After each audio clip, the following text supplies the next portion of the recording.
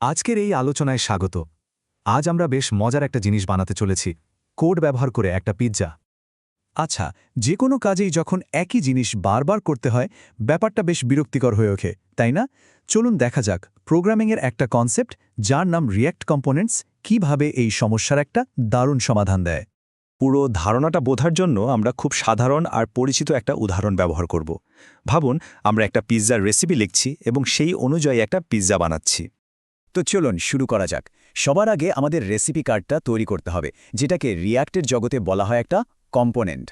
খুব সহজ করে বললে একটা কম্পোনেন্ট আসলে একটা সাধারণ জাভাস্ক্রিপ্ট ফাংশন ছাড়া আর কিছুই না, কিন্তু এটা একটা বিশেষ ধরনের ফাংশন যেটা ডিজাইনই করা হয়েছে বারবার ব্যবহার করার জন্য।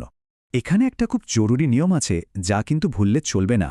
সেটা হলো কম্পোনেন্ট ফাংশনের নামটা অবশ্যই মাস্ট বড় হাতের অক্ষর বা আপার কেস লেটার দিয়ে শুরু হতে হবে। এটা কিন্তু খুবই গুরুত্বপূর্ণ। শুধু রেসিপি লিখলেই তো আর পিৎজা তৈরি হয়ে যায় না, তাই না? এটাকে তো আমাদের স্ক্রিনে বেক করে সার্ভ বা পরিবেশনও করতে হবে। একটা কম্পোনেন্ট বানিয়ে ফেললেই কিন্তু সেটা নিজে নিজে স্ক্রিনে চলে আসবে না। এটাকে দেখানোর জন্য অন্য একটা কম্পোনেন্টের ভেতরে তাকে কল করতে হয়। এই প্রক্রিয়াটাকে বলা হয় নেস্টিং। অনেকটা যেমন একটা বড় ডিশের ভেতরে আমরা অন্য উপকরণগুলো রাখি, ঠিক সেরকমই। এখানে একটা ছোট্ট প্রোটিপস দেওয়া যাক।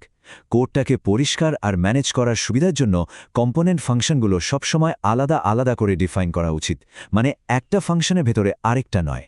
এবার আসা যাক আরেকটা খুব গুরুত্বপূর্ণ নিয়মের কথায়। রিয়্যাক্টের একটা নিয়ম আছে যেটা একটা পিৎজা বক্সের কথা ভাবলে খুব সহজেই মনে রাখা যায়। এই ছবিটা দেখলেই ব্যাপারটা একদম পরিষ্কার হয়ে যাবে। দেখুন, একটা কম্পোনেন্ট থেকে একবারে শুধু একটাই জিনিস রিটার্ন করা যায়। তাই যদি একাধিক এলিমেন্ট থাকে, সেগুলোকে একটা প্যারেন্ট এলিমেন্টের মধ্যে একটা বক্সের মতো কিছুর ভেতরে মুড়িয়ে দিতে হয়। এখানে যেমন একটা ডিভ ব্যবহার করা হয়েছে। বেশ, আমাদের পিৎজার বেস তো রেডি। এখন এর উপর টপিংস যোগ করার পালা, আসল ডিটেলস, পিৎজার নাম, কি উপকরণ আছে আর তার একটা ছবি। এই সব ডেটা সরাসরি কম্পোনেন্টের কোডের মধ্যে বসিয়ে দেওয়া হবে। চলুন এবার দেখা যাক আসল মজাটা কোথায়, কিভাবে এই পুরো ব্যাপারটা আমাদের অনেক সময় আর খাটুনি বাঁচিয়ে দেয়। তো আমাদের হাতে এখন একটা নিখুঁত পিৎজার রেসিপি, আমাদের পিৎজা কম্পোনেন্টটা একদম তৈরি। কিন্তু ভাবুন তো, যদি অর্ডারটা একটু বড় হয়, যদি একটা নয় ৩-৩টে পিৎজার দরকার পড়ে, তখন কি হবে? উত্তরটা কিন্তু অবিশ্বাস্য রকম সহজ। আলাদা করে ৩টে পিৎজার রেসিপি লেখার কোনো দরকারই নেই। শুধু আমাদের বানানো কম্পোনেন্টটাকে ৩বার কল করলেই হবে, আর বুম, সাথে সাথেই স্ক্রিনে ৩টে আলাদা পিৎজা হাজির হয়ে যাবে। আর সত্যি বলতে, এটাই কিন্তু কোডিংয়ের আসল আনন্দ। কষ্ট করে একটা জিনিস একবার বানাও আর তারপর সেটা হাজারবার ব্যবহার করো। এই যে পুনঃব্যবহারের ক্ষমতা, এটাই প্রোগ্রামিংয়ের সবচেয়ে শক্তিশালী বিষয়গুলোর মধ্যে একটা। এই পুরো ধারণাটা যাতে মনে একদম গেঁথে যায়, সেজন্য চলুন শেষবারের মতো আর একটা দারুণ উপমা দিয়ে ব্যাপারটা বুঝে নেওয়া যাক। হ্যাঁ, ঠিক তাই।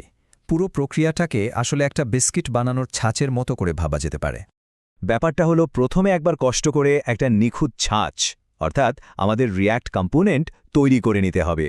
তারপর সেই একটা ছাঁচ ব্যবহার করেই যত খুশি ততগুলো নিখুঁত একই রকম দেখতে বিস্কিট ইউআই এলিমেন্ট খুব সহজেই বানিয়ে ফেলা যায়।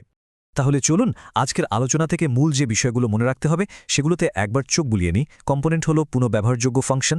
এদের নাম সবসময় বড় হাতের অক্ষর দিয়ে শুরু হয়। এরা একবারে শুধু একটা রুট এলিমেন্ট রিটার্ন করে, আর সবশেষে এগুলোকে ইউআইয়ের জন্য বিস্কুটের ছাঁচ হিসেবে ভাবা যেতে পারে। এখন যেহেতু পুরো আইডিয়াটা আমাদের কাছে পরিষ্কার, একটু ভাবা যাক ইউজার ইন্টারফেসের এমন কোন কোন অংশ আছে যেগুলো বারবার ফিরে আসে। সেই সব পুনরাবৃত্তিমূলক অংশগুলোকে কিন্তু এখন এই দারুণ টুলটা ব্যবহার করে নিজেদের পুনঃব্যবহারযোগ্য রেসিপি বা কম্পোনেন্টে বদলে ফেলা যায়। কি বানানো যায় প্রথমে?